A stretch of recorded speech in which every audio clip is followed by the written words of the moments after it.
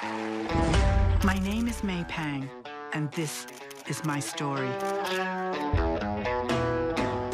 She was a very good assistant. What kinds of things would you do on a daily basis? Taking care of everything. Working in the studio, doing clothes, doing the publicity. Yoko walked into my office and said, John and I are not getting along. I want you to go out with him. Well, are you kidding? I can't do that. He's my employee. He's my boss. He's your husband. I was 23, and my first boyfriend was John Lennon. Lost weekend that everybody keeps talking about, it wasn't so lost. People saw more of John than they had in the previous years. Jammed with Mick Jagger, with Ringo, Harry Nilsson, Elton John, David Bowie. That's a few things. Right? She did not realize it was going to turn into such a big love affair. She thought it would be 2 weeks, gone, goodbye. She told me, she said, I'm thinking of taking John back. And I said, what? She said, I think it's time.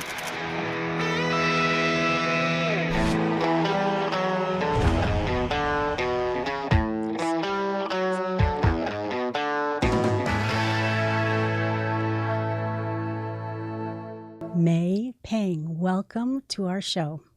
Well, thank you for having me. I'm excited to be here. Well, I'm really excited to have you here. I've been a Beatles fan forever. And when I found out you were coming into town, I was so excited that Scott, my friend that I've known since, high school? Oh, yeah. Mm-hmm. Yeah. So Scott works for you. He's your manager. He's my business. He's my work husband. That's what I said. Work husband. Wonderful. And Scott, just a little background. We've known each other since 77 when we were like 15, 16 years old. And you have an interesting history. Tell us a little bit about you. Well, I mean, from an early age, I was obsessed with the Beatles. And somehow, I don't know how, but I managed to carve a career out of it. I went to work in radio for 20 years with the sole purpose of hoping to meet the Beatles. And I ended up meeting 3 out of 4. Unfortunately, never got to meet John. And then when I, after 20 years in radio, I started my own business, traveling with. You worked for Howard Stern. Well, I worked for Howard Stern's radio stations. Yeah, yes. We were the first market to syndicate his show in 1986 Correct. From New York. And from the success of that, I got hired to go to L.A. to bring Howard to L.A., and we did Los Angeles with Howard. So I basically worked with Stern for the Stern Show for 10 years. And is that where you met the Beatles? No. I met them we were classic rock radio stations. Mm-hmm. So, I mean, if I told you some of the stories, you'd have me committed. At one point, real quick, Paul McCartney was doing a Rockline broadcast, which was a nationally syndicated radio program. And I was working in LA, and we were hosting the show via satellite. Paul was in New York. I ended up flying from LA to New York, went right from the airport to the studio, got to meet Paul and get a picture with him, went right back to the airport and flew back home. Never even spent the night. So I went cross country back and forth just to meet Paul and get a photo with him. So that's commitment. That is commitment. Yeah. So obviously I'm a Beatle fan. Yeah. And then from that point, I started my own business, touring rock and roll artwork. And part of my business, I worked with the Beatles, Yellow Submarine, and TV cartoon director Ron Campbell, and we toured the country for 13 years. I also worked with Ringo Starr's publisher, and when Ringo went on tour, I sold Ringo's artwork at his concerts and at galleries. I also worked, I did Beatle news on the radio. I did consulting for Capitol Records on their Beatle releases. And, it's just, it's kind of like never left me. Wow. So how did you meet May? You know what? We've constantly tried to figure that out, and we don't know. Because in Beatle circles, it's like this community. So I've always known of her, and she's known, me, and we've got back and forth, but we cannot figure out when it was that the actual moment. Yeah, we can't tell you. Do you think you met when you were in LA and you were with? Well, I do remember one time, but May didn't know me then.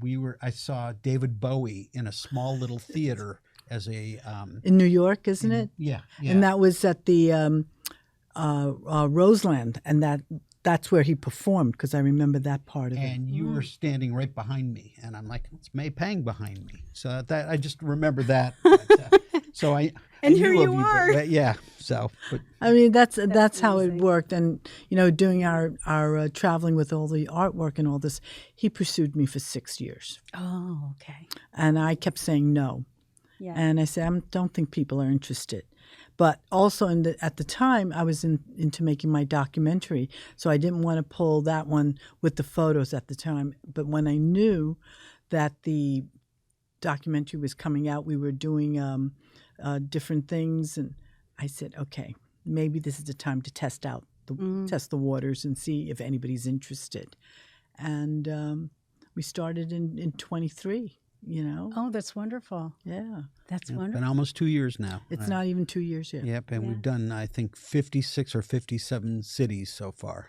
Wow. And the reception has been great. Yeah. I will tell you, all these small little places, because we do 3 days at one gallery, 2 days at another, and then another 3 days. So we do about 2 weeks out on the road each month.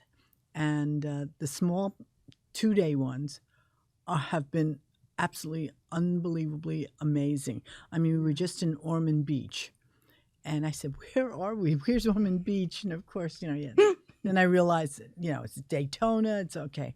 So he has to tell me where we are. And we're in there. And I never once, I don't even take a lunch break, any type of break, unless it's a bathroom break, then I got to go. Yeah. There was over 600 people at the 2 days. I believe it. And they all want to occupy my space, my time with me, to talk to me. Mm-hmm. And it's not so easy, because it's like if somebody's buying, he starts bringing things, and I'm like, okay, somebody's purchased a print. I'm trying to sign and talk at the same time. Mm-hmm. There was a long line, and it's hard to just stop. I mean, we even had one guy buy 13 prints at one point. Oh, wow. That was in Ormond Beach. Yeah. Meanwhile, I get there early, and the first thing I want to do is I go next door to this place that sells olive oil and balsamic. It's all that. It's anointed, the anointed olive, and I'm sitting in there going, oh, and they have to come and get me, because I like things like that. I like going into small mom and pop shop type of things. And well, that's wonderful. Yeah. Wonderful. So for the people who don't know you, yes, you. Well, with Amazon Prime, it just came out, a documentary about you and John Lennon and your relationship with John Lennon, Yoko Ono, and how you came to become their personal secretary. Well, you know what it is? I had to make it. It's my movie. Yeah. It's an independently made movie. We finally got it to stream, and get it on Amazon Prime or Apple TV, actually, any of them. Mm-hmm. But it was to tell the story, because my story's been hijacked by everybody. And in this rock and roll business, I mean, I actually had people that I've known for years who said, I watched a movie, and I literally thought that you're only with him for 2 weeks. And I'm looking at this person going... And I didn't even know you were with him. Right. And that's the other one. It's either you've known me, but you thought you bought into the party line of 2 weeks or whatever, or you never heard of me. Right. So then when people start to hear what I've been involved in, they go, I didn't realize it was you. Yes. That's the thing that becomes the most interesting. Well, I found the documentary fascinating. I had my own preconceived. I want to be kind, but regarding Yoko Ono, and I'm not the only one who had a hard time with her. I found that she was very controlling of John. That's accurate? That's accurate. Okay. I'll tell you, controlling, and a lot of things that she had done, he didn't know. That's the thing that people don't realize. I know he was a grown man, but she did things behind his back. Yeah. And that's very tough. If you're in any relationship and you have no idea that somebody else is doing something behind your back, you just don't know.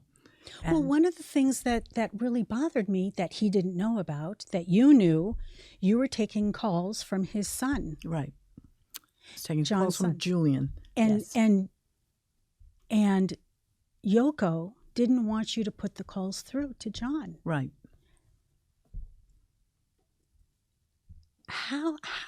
Why would she do that? I have no idea. I never questioned it because I was working for them. Even though I worked for both of them, Mm-hmm. you always knew one was going to take over more than the other. Mm-hmm. So every call that would come in for John was vetted by her. Mm-hmm. That was just a given. So when Julian called, I was excited because, he's calling for his father. He hadn't seen him or spoken to him in 3 years. Mm-hmm. So it was time. And I said, oh, hang on.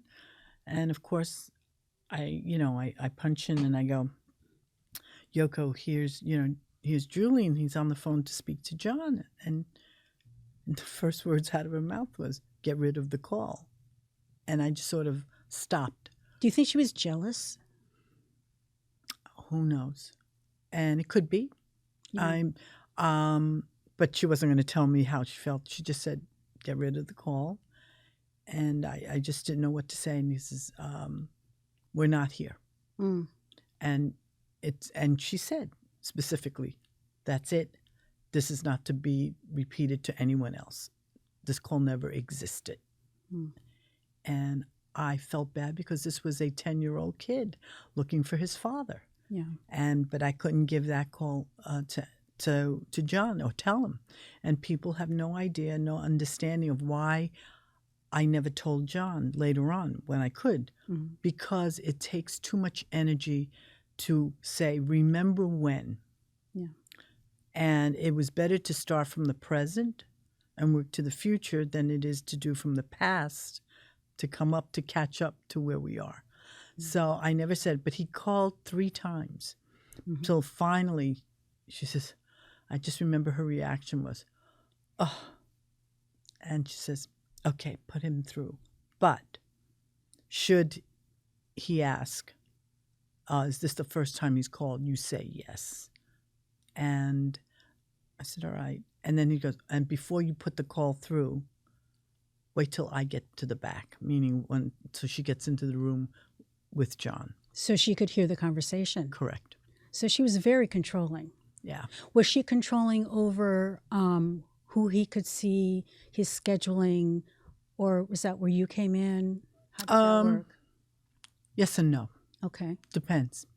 It depends on who was calling. Yeah, so she was in control of who he could see and not see. If he wanted to see Paul or George or anybody, I'm sure they discussed it first.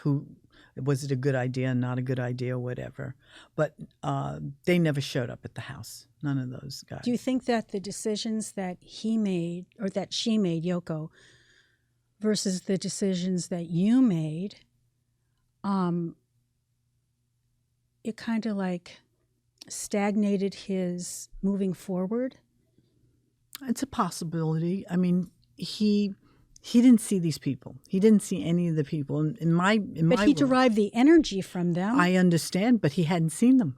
All that. So for me, it was always the energy right then and there was really coming from the two of them, and whatever was happening with the two of them, more than anybody else from the outside, anybody that he's known for years. So for me, it was different. Our relationship was different. When William, we got together, because people have a misconception where we lived. We did not live in Los Angeles. Even though the antics and everybody read about it, we really lived in New York, and we really used to fly back home. But nothing happened in New York, so it didn't make press. So we were in New York. And then when we moved into this apartment, it was quite funny because our first guests were Paul and Linda. They showed up at our door in New York. In New York, yeah. And I said, who's ringing our doorbell at 7, 8 o'clock at night? Because nobody knew we had moved or anything. And he says, I'll answer the door. So he speaks to the doorman. He says, and I go, who is it? Because I was busy doing something. He goes, and the shock look comes over John's face, and he goes, it's Paul and Linda. And I said, how did Paul McCartney. Yes. Yes. And he surprised. And we said, I said, how did they know that we moved here? Because we didn't tell anyone. Mm-hmm. He says, I don't know. He goes, what should we do? I said, what do you mean, what should we do? Send them up. They're your friends. Mm-hmm. He goes, can you handle it? I'll never forget him asking me that. And I went, handle what? They're your friends. Send them up. Because most of my friends always knew that I had an open door policy. You showed up at my door, you're good friends of mine, you're just going to come in. I'm not going to turn you away. And so that's the way my household was run, So just to back it up a little bit, you were a private secretary for Yoko and John. And then fast forward a couple of years, they were having problems in their relationship, Yoko and John. And then Yoko says to you, I don't understand this, but she says, May, I want you to date John. Well, her first line to me was, you know that John and I are not getting along. That's her opening line to me. And she's sitting across the table, just like we are now. And I'm looking at her going, oh, I'm so sorry. And in my head, I see, oh, God, who is it going to be? Because the first thing after that, she says, he's going to start seeing other people. So I see him, her, and an X factor that's coming up. And I'm sitting there going, oh, and my cup of coffee is sitting right next to me thinking, I haven't had that cup of coffee yet. I need this right now. So I'm going, oh, I'm so sorry to hear. And she goes, yes. You don't have a boyfriend. And I just sort of sat up and looked at her. I said, I'm not interested. She goes, oh, I know you're not interested in him, but maybe you should date him. I said, no, I'm not interested. Is it because she could control you? I think at the time she thought she can control me Yeah. because, it's only at the time I had no idea. I wasn't planning on it. I never wanted to go out with him. I was very happy with my job. Mm-hmm. And, and that's the thing. And with that, when she kept saying, I think you should go out when you don't want to see him going out with somebody that's going to treat him badly. And I said, of course not. And he goes, well, then you're the right person. I said, no, I'm not the right person. And she kept talking to me to the point I was fighting it the whole way. She says, no, I think you should go out with him and it should start soon. And she gets up and walks out the door. This is out of my office. I sat there crying after she walked out because I didn't know what just happened. And you were 22 years old. I was 22 years old. My God, for 22 years old to have all of that on your shoulders. I had been working for them for 3 years at that point, and I'm thinking, what is going on? This is now beyond anything else that's been on my plate. Everything else was fine. Telling them they're having dinner with Secretary Uthant of the UN, or it's meeting, or I've gone to the studio meeting Jackie Kennedy and John, and all that stuff. Now, all of a sudden, what are you telling me? It's like, this is insane, and I'm not interested. So it wasn't as because if there was any interest anywhere, then, she would have sensed it, and that would have been the end, because I'd seen it happen. Anybody who showed more interest in him than her, then it became that person was no longer in existence. Oh, that speaks volumes. That speaks volumes, doesn't it? Yeah. And I didn't want to know anyhow, so it didn't matter to me. Yeah. I just wanted to work and do the things. So I was, at that point, we were just embarking on the album Mind Games. Mm-hmm. And I just remembered Johnson. I did not realize this. Yoko came in and said to me before all this started, she said to me, John doesn't want anybody in the studio. And I looked at her, she goes, except you. She goes, because we had other people who worked in the office. And he said, there was a guy named John also. And he said, he goes, John L. always Lennon. felt, Lennon, Mm-hmm. always felt that he would come in and ask, "Do you want coffee?" as he's in the middle of doing a vocal. So because he doesn't want him in there. So he says, so the only one that was allowed to be in the studio was me. Mm-hmm. So, and that was at the beginning before she even asked me about John and I going out. And I said, okay, so, all right. Mm-hmm. And John was very happy about doing that. And so I did what I always did, was prepare, get the studio ready, get the lyrics, get everything just right for the time being. And so when that came in at the middle of this stuff, I was just like, I'm now completely in another zone. I had no idea. And thank God he canceled that day because we were supposed to go to the studio. Mm-hmm. And I could fast forward and tell you when I asked John what happened, because that was my end of it. Mm-hmm. And, me being all in another world, he goes, I didn't know what was happening either. And I said, well, what happened to you? He goes, Yoko comes in and says, I fixed it. And he goes, what have you fixed? Because that was always her thing. What did you fix now? Mm-hmm. I fixed it so you can go out with May. And he just went, what? What are you talking about? But John didn't look at you in any way except as a person, a secretary or right? Yeah, there was nothing. We had a good relationship. Mm-hmm. So it's like when you have, when we would come in, he would say, what's going on today? We would have a pleasant time talking. We had a lot in common about music. We would talk about that. It was a mutual respect. And you had a relationship from the end of December of 70. Up until he passed. Oh, yeah. All the way through. Which everybody remembers. I remember where I was when I heard about that. So we're talking 10 years to the month. Yeah. And very intimate relationship. Even in the last 5 years when we weren't officially together. Correct. But she knew you were, didn't she? No. Oh, she didn't? No. Oh, that's interesting.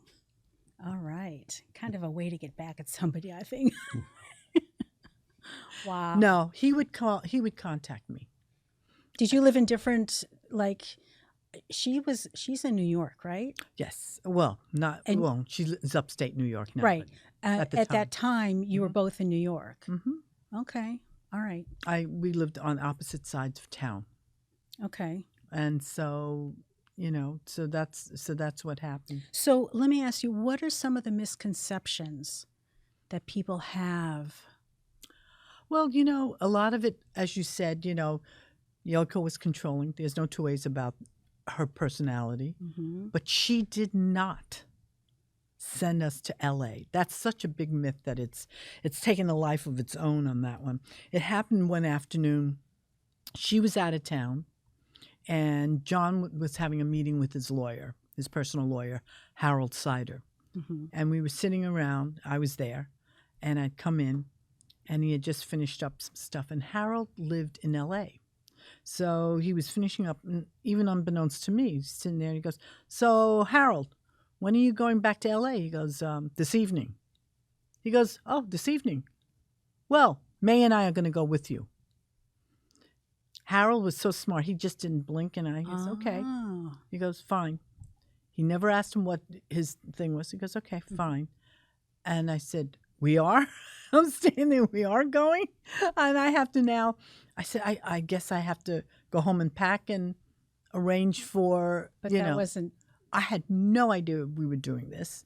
So I said, I got to get tickets, I got to get everything so that we can all go to the airport and, and go out to L.A.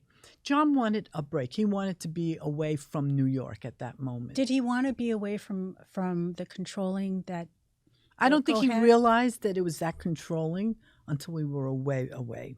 Oh, okay. Okay, so it took a while. He was free in L.A. Yeah, because it was supposed to be us. Mm-hmm. And if he was supposed to be us, it was because John pursued me in the sense I wouldn't go out with him for a long time. He kept running after me. I said, stop it.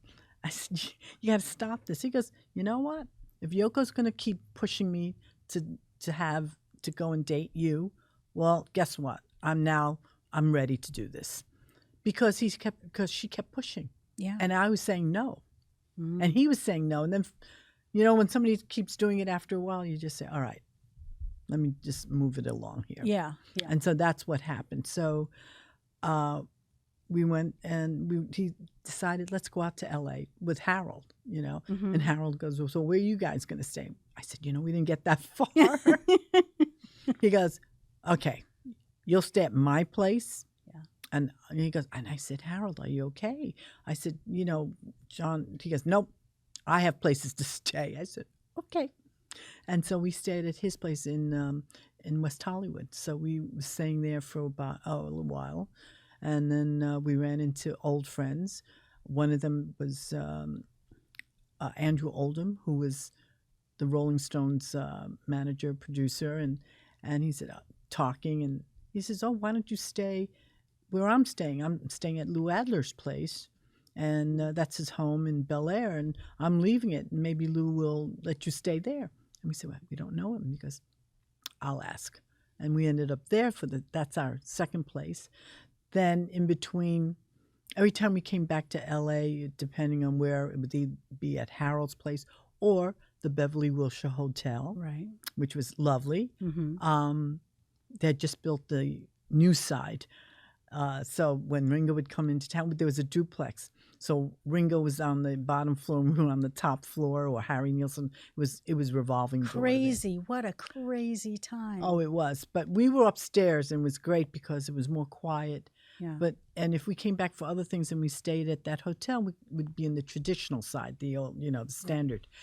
And then finally at the end, the only other place that we stayed was when we did the Harry Nilsson album. And Harry rented out the house that was once built by Louis B. Mayer, but owned at one time by Peter Lawford. Great. I mean, did you realize when you were around all these Elton John and David Bowie and all these amazing artists? But then who am I with? I'm with John Lennon, who's even bigger than they were at the time. That's true. So it didn't matter to me. That's true. So, it was just, people would say, but, here, what about all these people? I said, yeah, but look who I'm with. Oh, aren't you clever? Good for you. And, you start thinking, so I was fascinated by them because they were still other artists that in my mind, they were great. But I was also with John, because they all, if you could stand there and see them, they were all looking up to John. Mm-hmm. So it was so different. And here's the other one. How we met David Bowie was really funny, because we were gone to a birthday party for Ricky Martin. Not the Ricky Martin that everybody knows. I was just going to think about this. Is Dean Martin. Anybody who's old enough to remember, his son, Ricky Martin, was turning 21. And so you walk in the door and you see Henry Mancini and all these people and the complete Beach Boys and Dino Desi and Billy and whoever else. And we're sitting there. We went there, John and I and Elton, and we were all there. And we're standing there and we're talking to this woman, and I'm just staring at her going, I can't believe it. And I see coming down the hall is this guy, very thin. And I go, oh, okay, I know who that is. So I would always, grab John, and tug on his shirt or whatever. And he'll look at me and I lean down and I'd say, the guy that's coming towards us walking down the hall. And I would just, tell him all the who it is, so he isn't caught off guard, And I said, it's David Bowie, thin white dude, the whole thing. So he comes over, and he leans over to the woman we're talking, and says, I'm leaving, and she goes, oh, do you know Elton or John and May and all those things? No. He goes, no. And he goes, well, let me introduce. And I'm like standing there going, I can't believe this is happening. Because the woman who is introducing us is Elizabeth Taylor. So she was the friend to David Bowie. That is crazy. So this was my life. This was at that point, I'm 23. Wow. So this is all going on. I've been to the AFI dinner honoring James Cagney. I wish I had known they had the internet with more info, because I wasn't sitting far from the dais where he was sitting. I'm sitting next to George Burns the whole night, and he was fabulous. And he would say to me, May, this is the third time this week we've seen each other. And he goes, they're going to start talking about us. And he's got the cigar in his hand, but, not lit. But I'm like sitting there going, oh, my God. But let me ask you something. How come we didn't know about you? You know what? Because you were with John Lennon for quite a while. First off, I don't have the money. I don't do the money. I don't have the press agents.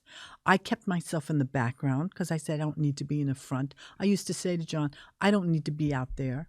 There's one star in the family, and I'm not the one. I'd rather be in the back. So I took, as a Beatle fan, I used to keep scrapbooks. Okay. A little geeky thing, I know. But anyway, in that scrapbook, I have a picture of John and May that was in like Time magazine or something that I cut out. And you were outed at some, was it somewhere in Sunset Boulevard? Or some photographer took a picture and John just like leaned over and gave her a kiss. Oh, that's at the Troubadour. At the Troubadour. Yeah. And anyway, but it was like, John with May Pang. And I remember as a kid cutting that out and putting it in my scrapbook, unbeknownst to me that she'd become my business partner. But she was known to the big Beatle fans, and she was beloved by the Beatle fans because, warrant or not, Yoko did not have a great reputation with Beatle fans. Terrible. Yeah. And May was always looking out for the fans. She was always gracious to everyone. She's credited for bringing John and Julian back together as son. She brought John and Paul McCartney back together again. All this amazing recording output was done between those 18 months. If you looked at the list of what was put out, it was amazing. John had his first #1 record, Whatever Gets Through the Night with Elton John. He had written Fame with David Bowie. He'd worked with Ringo, with Mick Jagger. It was amazing. So in the microcosm of Beatle fans, May has always been someone that has been beloved. But she was never one for the spotlight, and it was always John and Yoko. But when you really look at his solo career, the bulk of it, all the creative stuff happened when he was with May. Well, and I also noticed or remember, that whenever it was John and Yoko together, it was always about Yoko's art. Yes. Which I thought was I'm sorry, I didn't understand her art at all. Forgive me for my... No, yeah. Yeah, Okay. It took me a while because I didn't understand it either. So that's my point is was he more creative around you than with Yoko? Okay. I would say he was very creative because I did not hinder his Around gig. you, right. Because I wasn't looking to put myself in and say, hey, I'm just as creative. Look at me, which Yoko always did. Yeah, this was not about me. And as I always said, there's one person in the family that should be the star, and it was him. I'm not it. I don't mind being the supportive person in the background to say, yes, this is... I had fans coming up and saying, I want your autograph. And I said, you don't want mine. You really want his. They said, no, we want yours. So I, reluctantly signed things but I really did not pursue that as the thing to do, So why did you come out with this documentary? Only because everybody else was telling my story, and after a while it gets, when people people said that to me too, and I give you this way of looking at it. If you were the one responsible for certain things in life or what was happening, whether you brought this radio station, whatever it is, and you yourself handed and did everything, but somebody else took the credit, how would you feel? They said, terrible. I said, well, guess what? That's what was happening to me. And I finally had to stand up for myself and say, hey, listen, that's not the way it happened. Do you think that you got a good reputation or a bad reputation based upon the fact that people didn't even know who you were because you were in the background, and then when you came forward, I didn't have a problem. Everybody who's seen people have started to hear about me, and when they see the whole thing, the whole picture, when it's finally laid down and it's put in front of them, it's like someone said, I didn't know it was your voice that was on Number 9 Dream. Yeah. And people were like, one guy said to me, I always loved that song, but I stopped listening to it because I thought it was the other person. And now I'll go back to... See? And so I said, oh my God. But one footnote to that is she's the voice in Number 9 Dream that whispers John's name. Go watch the video. Yoko put herself in the video whispering John's name. So she does her, as May says, her Milli Vanilli moment where she lip syncs John's name, but it's May's voice. So a lot of people have always thought it was her. I mean, it's a natural assumption anyway, because it's always, so it's been like that. So it's taken a life of its own on these things. So I thought, you know what? I need to take it back. It's my turn to bring it back. Yeah. It's something that actually happened. It's that's the other thing. It's mine. It's mine to take back.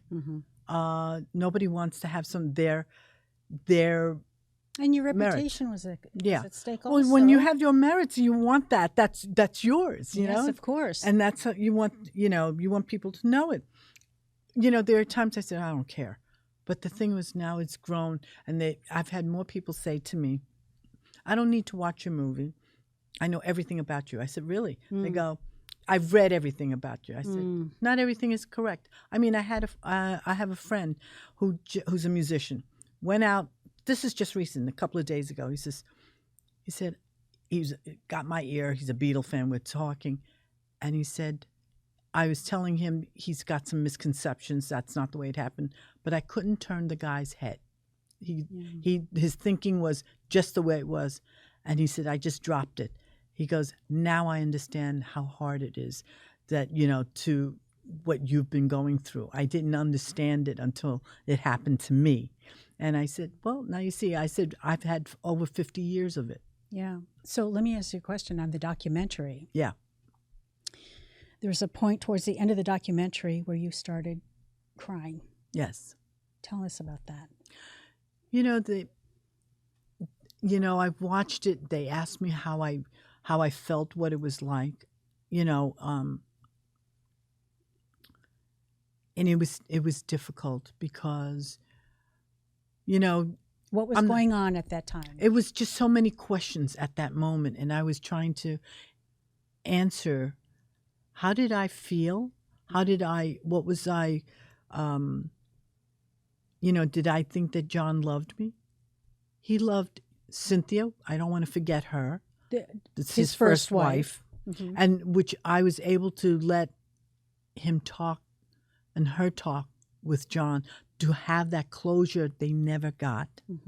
And that was fine, because I always thought that would be a good thing, so that whenever John and Julian spoke, he didn't have that angst about calling the house. Yeah. He always used to say, oh, I wish I didn't have to speak to Cynthia. And I said, stop it. You both have a son. You got to deal with this. So you're so wise at such a young age. Maybe I give that to my mother. It's life. And I know what it's like not to have that other parent around. So, and when it happened, it made life so much simpler that I made sure that John called Julian every weekend. Every week, just so that he can talk to him, just to say hello, just to touch base. And when he got Cynthia on the phone, it was like, oh, hi, Cyn, what's going on? Oh, you're seeing so-and-so? Oh, send him my love. There was none of that horrible feeling before. So now it was good. So I was glad for that, So he loved Cynthia at a certain point. He loved Yoko. I'm not saying he didn't love Yoko, but he did at a certain point. And I know that he loved me. Yeah. And it's been, he's told me privately, I don't need to be told to the world. But now I have to let people know. Because, people say, oh, it's whatever Yoko wanted. No, it wasn't. they didn't sit in my shoes. They weren't in my bedroom. They weren't in there when all these things were going on. So they could read and do whatever. I know what's going on. So, and I can say it's my story, and that's what it is. So is there any other misconceptions? Oh, there's always plenty. They'll keep coming up as time goes on. They'll, the one there's, that people don't realize that he even, she even asked for a divorce, and he said yes. And I don't think she expected that answer from him. Yeah. So she went along with it because there were other things that happened, and I heard the story from John. He told me the whole thing, and then when I remember talking to her, she called us every day. I just heard. Now I'll put this out. I just saw Elton John on the Stephen Colbert show, and he was asking about his relationship with John. How was it? And it was great. And they talked about the night of Madison Square Garden, and that he went back. That's another misconception, that he and Yoko went reunited that night. No, they didn't. She went to the show because I mentioned it to her, that John was going to perform, and she said to me, I want to go. I got to get tickets. I got to go see the show. I said it will be done. That's what happened. It wasn't like, oh, I didn't know he was going to be there. He said she sent 2 gardenias. That was true. And afterwards, she came backstage and saw John. And then we all went to the after party. She went home, and John and I were there. And then we went home, and they did not get together back that night. In fact, as time went on, we had Julian was coming about a couple of weeks later.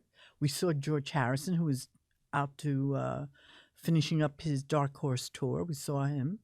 We also getting ready to sign the famous documents of the breakup of the Beatles. Right. And sad moment in history. Well, sad, but it wasn't sad. Well, not for you, but for us, it was sad because there was always hope, right? But there wasn't. But here's the thing: there's another misconception. After it was signed, Paul and Linda happened to come back to our apartment in January of '75. Okay, and he comes in. He tells us. He goes, "Oh, we're going to go do another album." John says, "Where?" He goes, "Oh, we're going to New Orleans." Well, John's going, "Really?" Now his eyes lit up, and I saw that, and I went, because he had not ever been to New Orleans to perform or to do anything, or to wander around, and he wanted to go. He had heard so much about it, and he said, so the next day after they left, next day, a day or two, and he goes, "I got to ask you something." And I'm working with my back to John, and I said, "What's up?" Just doing my work, and he goes, "Do you think I should write with Paul again?" And I went, "What?"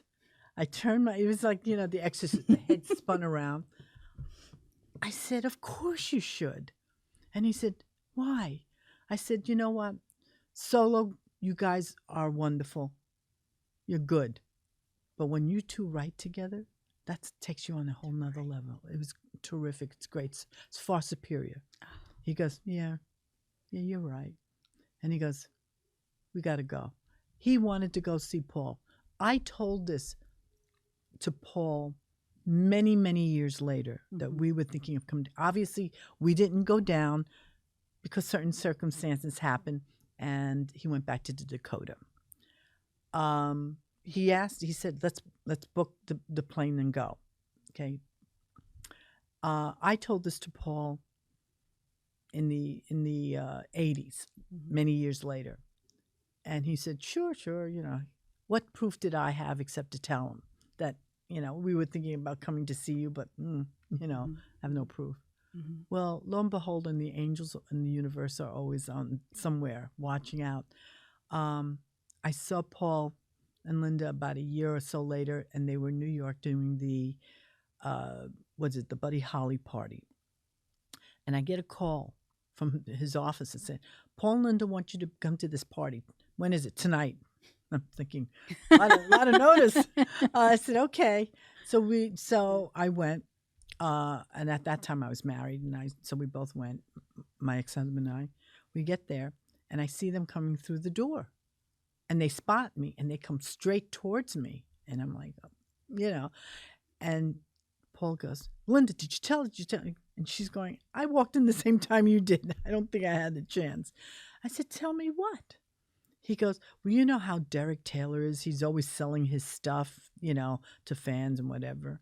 And he goes, we got one of his postcards. I said, what was the postcard? He goes, from John to him, saying, thinking of visiting the Max in New Orleans. Mm. That was the proof that what I had said was there. Yeah.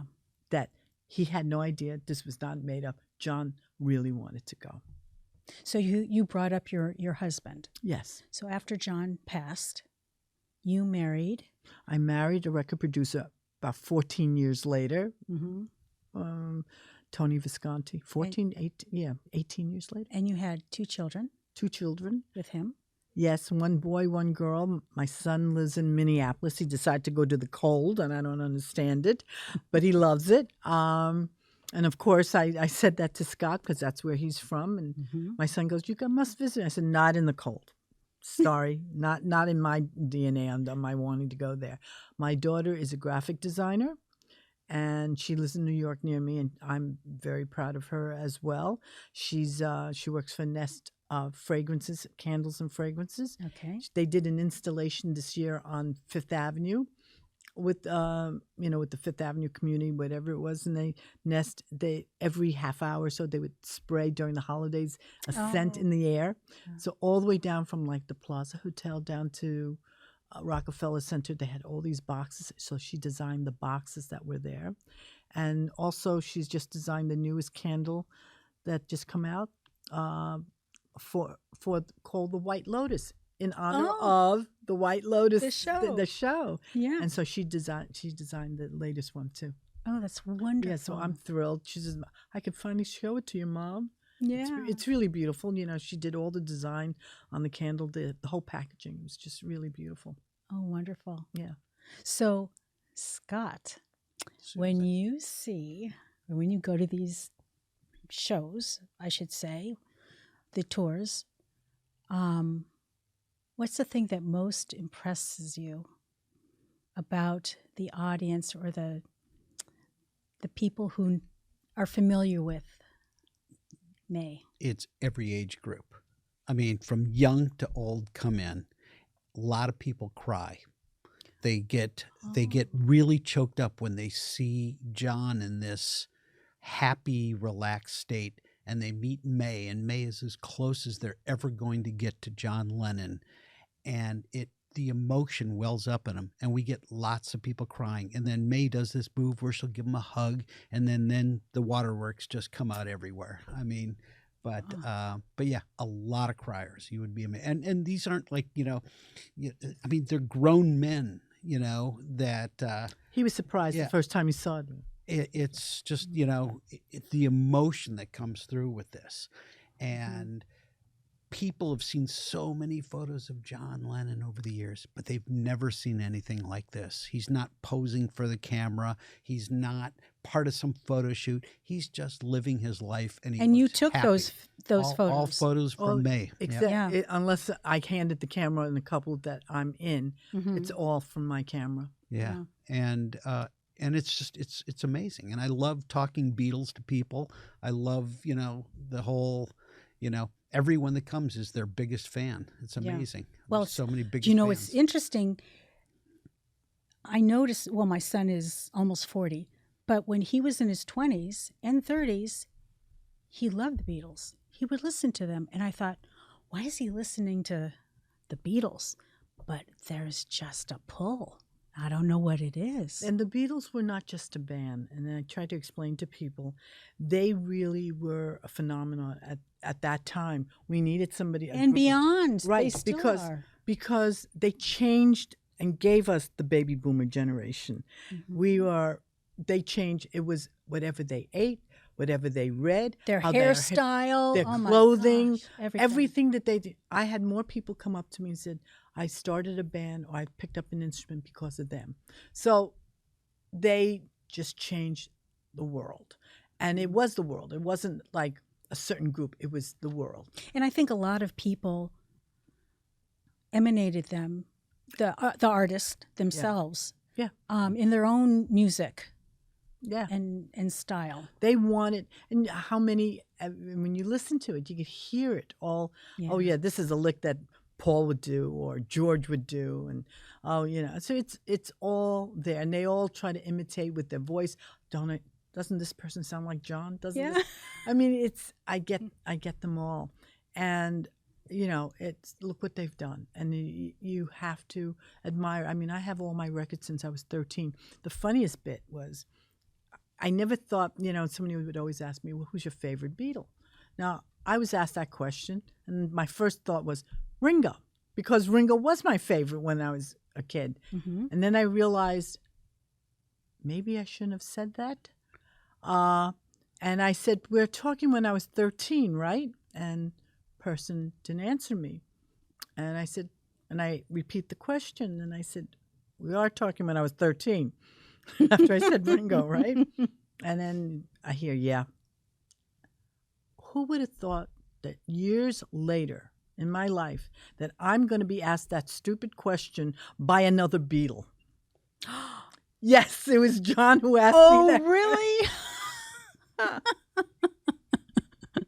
That's funny. And so that was, and then, Yeah. so that night we saw Ringo, and I'm thinking, oh, I hope he doesn't bring, let that go. Doesn't bring that up, yeah. Yeah, that it's just a stupid thing. And all of a sudden, I turn around, I hear, oh, by the way, and my hairs started to go, oh, no. And just, you were her favorite. Luckily, Ringo had a way with his way of doing things and just calmed it down. But I was just horrified at that point. Well, you knew Ringo very well. No, you do. I mean, I worked with them. That doesn't mean I knew him. May knew him well, but no, I just, I was just part of the crew. And when Ringo was around, I would try to be out of the way, had a job to do. And you can't, very hard for me, but you can't become a fan. You become just, someone that has a job to do. And just, But you had stars in your eyes looking at him. Yeah. I mean, you get like, oh my God, that's Ringo right in front of me, Yeah. So, and he did nickname me once Mr. Pushy. So, I mean, that's, So he it did sticks. call me that. Yeah, Mr. Pushy. Endearment. Yeah. Yes. Yes. Wonderful. If you only knew Mr. Pushy was touring with them for 10 years. But anyway, I mean, that's the whole thing. But he's right. I mean, Scott's right. When you're there, you're really to do a job. You can't look at them as a fan. And as time went on, when I was working for John and Yoko, I saw them as my bosses, nothing more than that, and to do a job. And that's why when we would do things, I never fell out of character on that, because that's what you're there for, and you learn to put those blinders on and just keep going. Yeah. And believe me, I worked at one time 7 days a week, and was so long the hours that I even wrote in my notebook, asked for a couple of days off, because I hadn't gone home for like 3 weeks. Yeah. And I needed to have a break, and it's just keep going. Well, this has been wonderful. Wonderful show. Thank you for answering all the questions. And I hope our audience watches the Amazon documentary. Right. It's on Amazon Prime. They can all go and watch it. The name is? The Lost Weekend, A Love Story.